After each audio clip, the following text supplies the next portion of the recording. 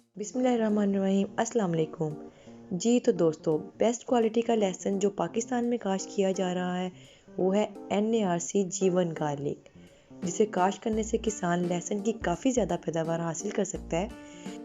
इस NARC G1 garlic की काश्त करने के बारे में मुफीद मालूमात मैं पहले ही अपनी एक वीडियो में शेयर कर चुकी हूँ, जिसका लिंक आपको ऊपर दिया जा रहा है। इस बारे में मज़ीद मालूमात आपको आज की वीडियो में मिलने जा रही हैं, ताकि मेरे किसान भाई इससे ज़्यादा से ज़्यादा फ़ायदा हासिल कर सकें। और मेरी आज की वीडियो को स्पॉन्सर किया है सोहा फार्म्स ने। अस्सलाम वालेकुम जी। मज़हर अमीन जको का एडवांस फार्मिंग टेक्निक की तरफ से तमाम दोस्तों को अस्सलाम वालेकुम। फिर और आज का हमारा जो प्रोग्राम है वो ज़िला बहावल नगर, तहसील हरुनाबाद, चक 93 6 में। आज हम आए हुए हैं नार्क G1 के फार्मिंग पर। ये इस फार्म का नाम है सोहा फार्म और इसकी एक शाख ये है और इसका दूसरे फार्म का है वो फैसलाबाद में है।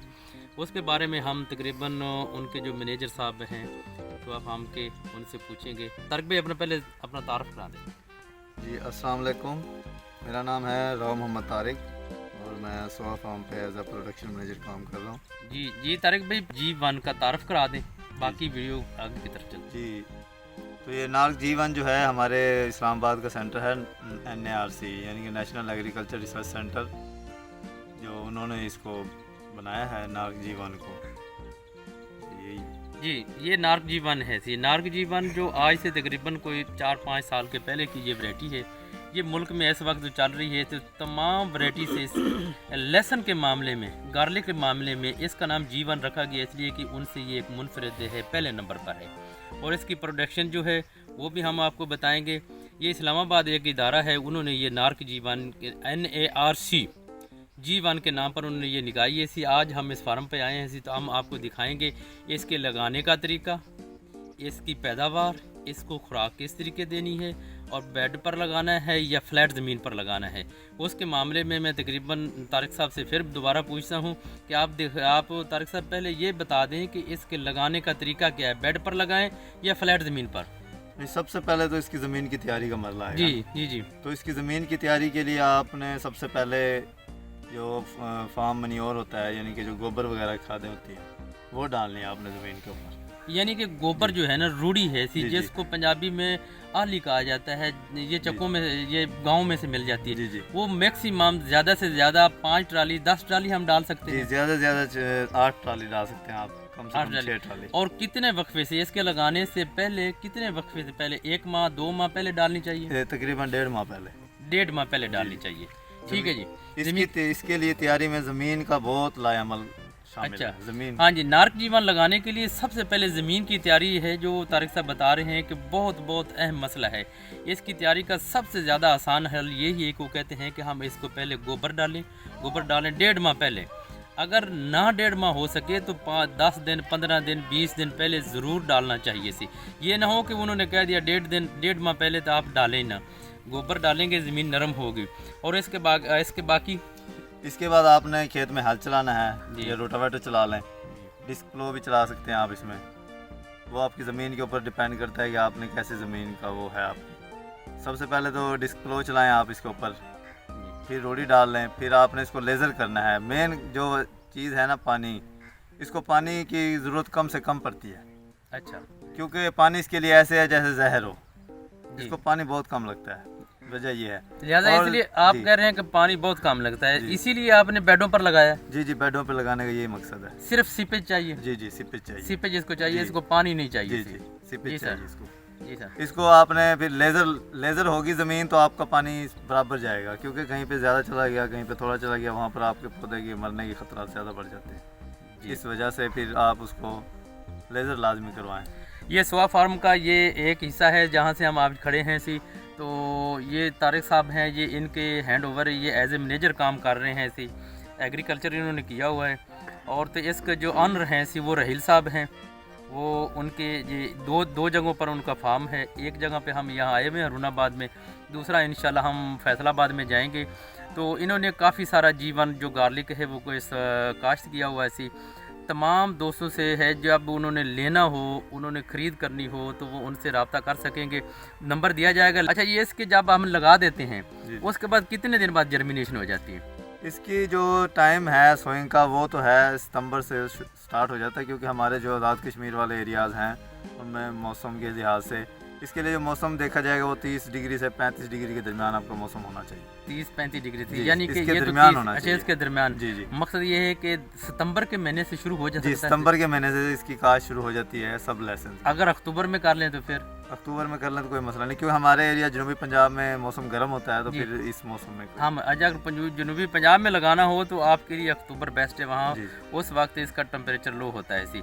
अच्छा, जर्मिनेशन कितने दिन बाद हो जाती है? अच्छा, ये जो जीवन है इसकी जर्मिनेशन जो है वो तकरीबन 25 से 30 दिन के अंदर होती है। अच्छा जी, जी 25 ही दिन। और इसकी क्या खासियत है दूसरे गार्लिक और इसके बारे में?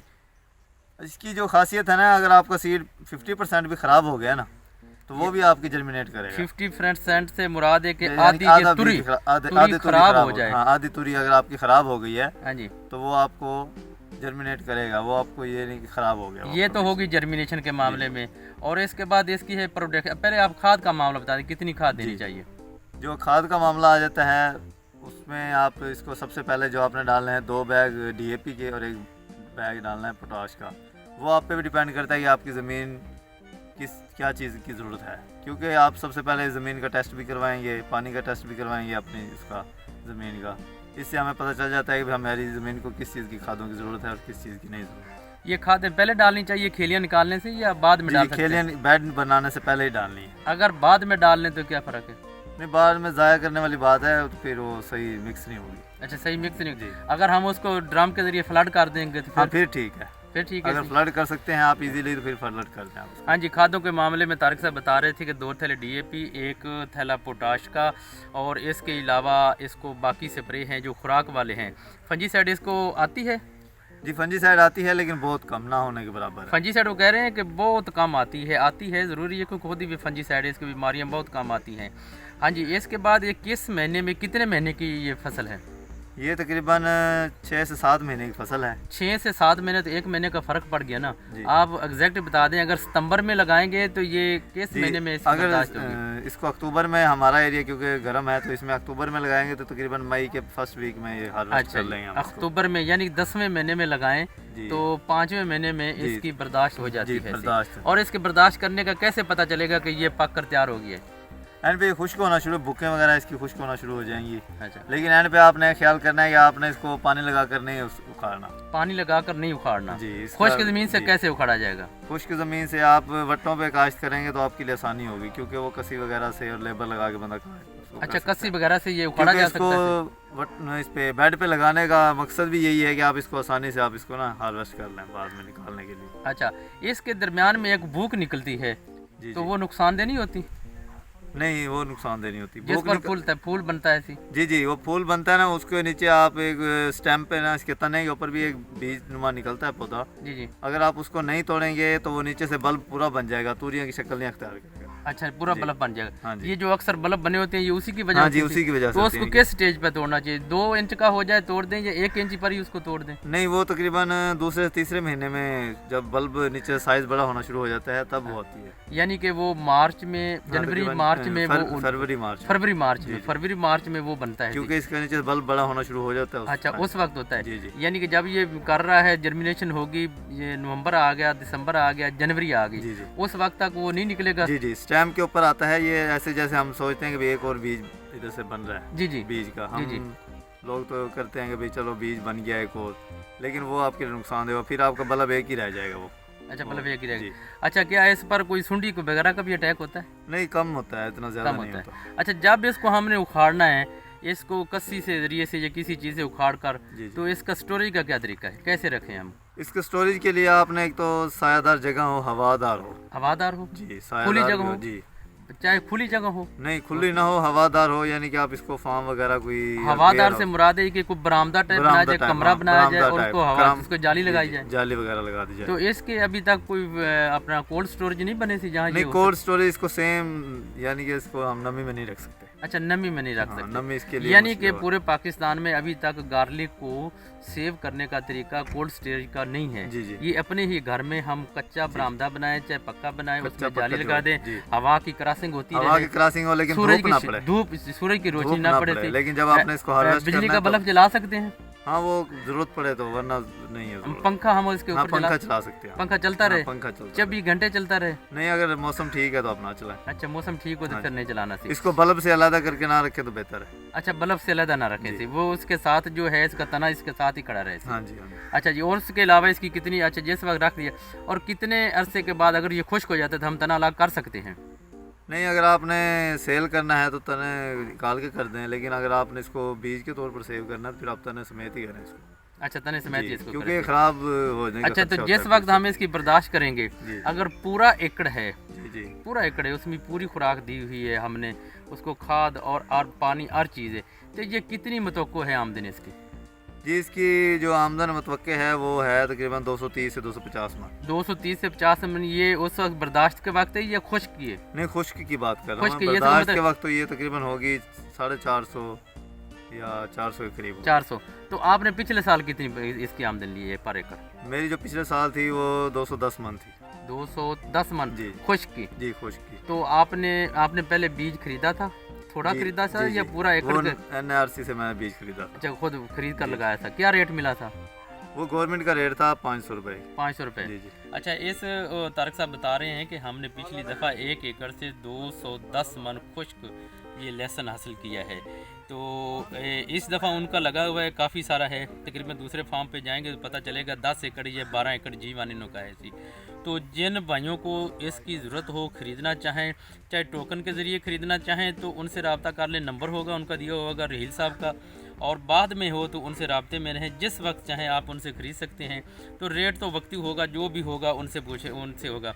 तो ये आप जो लगा रहे हैं सी, ये इस वक्त इसको कितने दिन हो गए लगे हुए? ये आपका लहसुन जिस फार्म में आप कर हैं ये 18 दिन हो गए। इसकी जर्मिनेशन शुरू हो गई है? जी जर्मिनेशन कहीं कहीं पे शुरू हो गई है, स्टार्ट हो गई है। अच्छा आपको दिखा दें जर्मिनेशन? जी ये देखें जैसे ये इधर। हाँ जी, ये माशाल्लाह जर्मिनेशन लगी हुई है और इन्होंने बेड पर 3 लाइनें लगाई हैं, एक और जैग जैग तरीके से लगी हुई हैं। ये देखें इस तरफ है, ये इस तरफ है, ये फासला इनका तकरीबन जैग जैग तरीके से लगाया जाए, 6 इंच का फासला है। तो ये जैग जैग है, यही तरीका सबसे बेस्ट है जो इन्होंने अपनाया हुआ है। सी ये देख लें जी सर। हाँ जी, ये जीवन गार्लिक जो है इसकी मैं कुछ अपनी थोड़ी सी तकनीक आपको बता देता हूँ कि कितनी किसकी बन सकती है आमदन। 200 मन तारक साहब और 210 मन इन्होंने पिछले साल खुश्क को अपने 1 एकड़ से हासिल किया है। तो मैंने उसका बिल्कुल लो रेट बनाकर, बिल्कुल लो रेट के 100 रुपये 1 किलो 1 केजी अगर आप सेल करें तो फिर भी वो 200 मन का जो 8 लाख रुपए बनता है, तो ये किसी और की इतनी मुनाफा बख्श कोई और फसल नहीं है। तो हम ये पूछ लेते हैं जी तारक साहब, आपने पिछले साल की 1 एकड़ का कितने लाखों का बेचा है ये जीवन गार्लिक? जी हमने तकरीबन 20 लाख रुपए का बेचा। हाँ जी, ये कह तारक साहब कह रहे हैं कि हमने पिछले साल जो 200 मन तकरीबन उठाया था ना, हासिल किया था, तो उसका 20 लाख तक उन्होंने सेल किया है, 20 लाख तक। तो अगर 20 लाख तक सेल ना ही हो सके तो 8-9 लाख से तो ये काम हो ही नहीं सकता सी। तो इंशाल्लाह इस दफ़ा तो आप पिछली जो गलतियाँ की थी इस दफ़ा तो उससे ज़्यादा कमाएंगे जी इंशाल्लाह। ये फार्म भी इस तरफ भी लगा हुआ है इनका जीवन गार्लिक, और उन्होंने 756 भी लगाया हुआ है जीवन के साथ साथ, और लागे उनकी फार्मिंग है। तो माशाल्लाह जी ये सोहा फार्म जो है इसके मालिक और उसके ऑनर जो रहील साहब हैं वो आपसे उनसे जिस वक्त चाहें कांटेक्ट कर सकते हैं, क्योंकि उन्होंने 10-12 एकड़ जीवन गार्लिक लगाया है। तो इन्होंने सेल ही करना है, अपने लिए तो इतना नहीं रख सकते थे। तो उसके अलावा अगर कोई आखिरी पैगाम ज़िम्मेदारों तक पहुँचाना हो तो वो आप दें। जी मेरा तो ये पैगाम है कि फार्मिंग के साथ साथ आप सब फार्मिंग थोड़ी थोड़ी काश्त करें, जिनके पास जितने एकड़ हैं वो उसको डिवाइड करके काश्त करें, बस यही मेरा काश्त है। ये हाँ जी, वो कहते हैं भी फार्मिंग के साथ आपको तमाम फार्मिंग थोड़ी थोड़ी करनी चाहिए, एक दफ़ा नहीं है। तो आपने ये नहीं देखना कि हम एक ही दफ़ा 1 एकड़ 2 एकड़ के लिए अपनी रकम खर्च करके लगानी, थोड़ा सा ले लें, बीज के लिए लगा लें, अगले साल फिर बीज के लिए लगा लें। तो मेरा भी यही तमाम किसानों से गुजारिश है कि आप बाकी फसलों की, रवायती फसलों की बजाय आप इस फसलों की तरफ आ जाएँ, सब्ज़ियात की तरफ आ जाएँ, गार्लिक की तरफ आ जाएँ। तो इंशाल्लाह इसकी तरफ आएंगे तो किसान भी खुशहाल होगा।